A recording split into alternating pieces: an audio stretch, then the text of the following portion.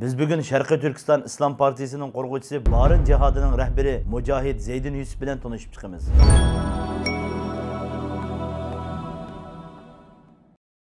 Zeydin Yusuf miladiya 1964 yili Aqto'u nahiyasining Barin yezisida dehqon oilada dunyoga keladi. U tajovuzchi Xitoy hokimiyatiga qarshi portlagan Barin jihodining qo'mondoni va qahramonidir. Zeydin Yusuf Qog'liqdagi mashhur olim Abdulhakim Maqsumajimdan maxfiy holda dars olayotgan minglagan taliblarga qo'shilib diniy ta'lim tarbiya oladi va o'zgacha bo'lgan alohidliklar bilan ustoz Abdulhakim Maqsumajimning diqqatini tortadi. Shuning bilan Abdulhakim Maqsumajim uni davlatchilik engi bilan tarbiyalanayotgan alohida taliblar guruhiga qabul qiladi. Zeydin Yusuf o'qish bitirgandan keyin o'qish jarayonida butun Sharqiy Turkistonni aylanib chiqadi. U bu jarayonda ko'p kishilar bilan suhbatlashadi va qaytib kelgandan keyin Barin yezisidagi do'stlari va sabdoshlari bilan qayta muzokaralashadi. Milodiya 1989 yili Aqto'u nahiyasining Barin yezisida maxfiy holda Sharqiy Turkiston Islom partiyasini qurib chiqadi. Partiyaning tub maqsadini tajovuzchi Xitoylarni qo'g'lab Sharqiy Turkiston Islom Jumhuriyatini qurib chiqish deb bekitadi. Bu maqsadni amalga oshirish uchun birdan-bir chora qurolliq jihad deb bu partiyaga 10 kishini rahbar qilib tayinlaydi va harakatga o'tadi. Milodiya 1990-yili 2-oyning 5-ida Say masjidida yig'in ochib, kimki bu maxfiyatlikni oshkorlab qo'ysa, oilasi bilan qo'shib qattiq jazolanadi deb belgilaydi. Va Zeydin Yusuf bu jihadni amalga oshirish uchun iqtisod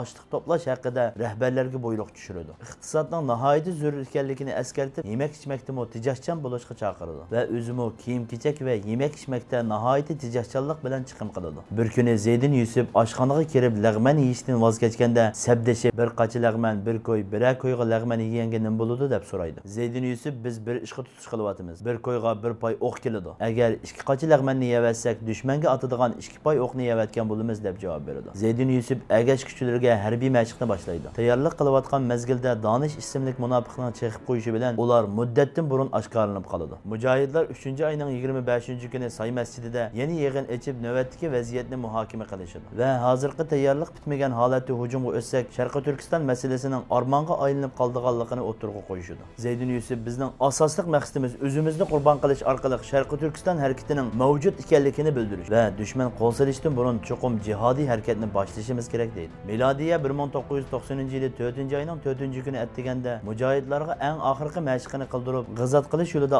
oxirgacha kurash qilishni va hargiz pushaymon qilmaslikni va har qanday ahvol ostida chekinmaslikni va qurbon bo'lishdan boshqani tanlamaslikni ta'kidlaydi. Va mujohidlarni la ilaha illalloh Muhammadur Rasululloh deb to'lab, yeziliq hukumatning oldiga berib namoyish qilishga va tajovuzchi Xitoyning Sharqiy Turkiston xalqiga qilgan jinoyatlarni fosh qilib, masjid va yo'llarda xalqni uyg'otish uchun da'vat elib berishga buyurdi. 1990-yili 4-oyning 5-kuni kechida Zeydin Yusuf qo'mondonligidagi 700 atrofidagi Barin mujohidlari o'zlari yasagan miltiq, palta, pichoqlar bilan yeziliq hukumatga hujum qilib, Barin jihodini rasmiy boshlaydi. Jihod boshlanib, mujohidlar bir qancha saqchini asirga olib, tapanchalarni g'animat oladi. Keyin Xitoy askarlaridan yordam kelgan atrot boshlig'i Wuyan Xitoy bilan muavin atrot boshlig'i Tian Chongfen qatorliqlarni yo'qotib, 3 avtomat, bir tapancha, 400 pay o'q g'animat oladi. Va shunday qilib Xitoyning asosli qo'shini kelishdan burun bir qism qurollarga ega bo'ladi. Tunji turkumda yetib kelgan Xitoyning 500 askari bilan rasmiy urushga kirdi. Bu jangda Zeydin Yusuf va sabdoshlari dushman askarlaridan bir qanchisini o'ldirib, bir qancha qurol va so'zlashish apparatini g'animat oladi va oz vaqt ichida Xitoyning qo'shinini chekindirdi. Uzun o'tmay Xitoyning 400 askari yetib keladi. Zeydin Yusuf bu dushman qo'shini bilan baturlarcha urushib shahid bo'ladi. Marhum Zeydin Yusuf milodiya 1990-yili 4-oyning 5-kuni 26 yoshida Sharqiy Turkiston davosini keyingilarga qoldirib bu dunyodan xo'shlashadi. Zeydin Yusuf qo'mondonligidagi soni mingga yetmagan bu mujohidlar tikuchar urush aeroplani, tanka va mukammal qurollangan 22454 Xitoy askari bilan 5 kecha kunduz to'xtamasdan jihad qiladi. Mujohidlarning qo'mondonlaridan biri bo'lgan Mehmet Tursun 4-oyning 10-kuni az bir qism mujohidlar bilan dushman muhosirini bosib chiqib ketadi. Mehmet Tursun qo'mondonligidagi mujohidlar Qo'rshovdan chiqib 3-4 kun jarayonida nurg'un Xitoylarni o'ldirib, bularni qo'g'lashda yordam bergan Odil Emin ismli munofiqni o'ldirdi. Bu jihatda jang ustida 232 mujohid shahid bo'ladi.